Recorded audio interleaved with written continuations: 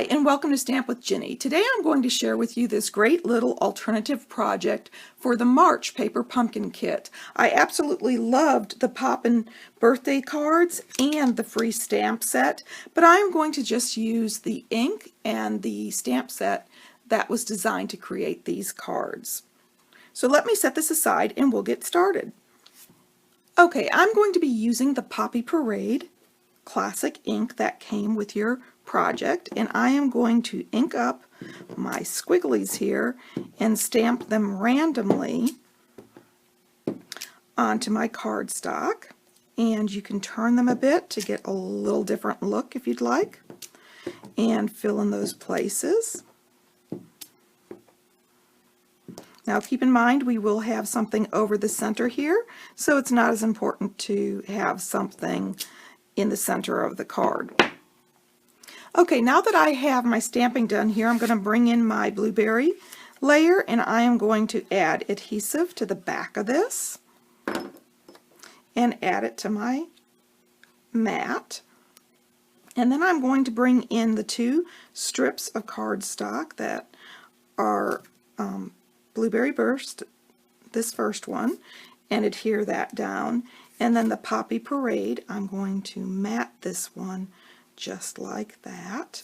And at this point, if my paper is not cut just right, I can trim here and then add it to my card front. So I'm going to fold that in half, add some more adhesive, and adhere.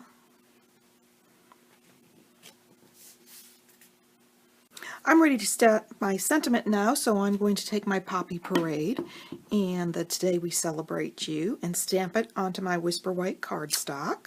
And then I'm going to take my 2-inch circle punch and simply punch that out.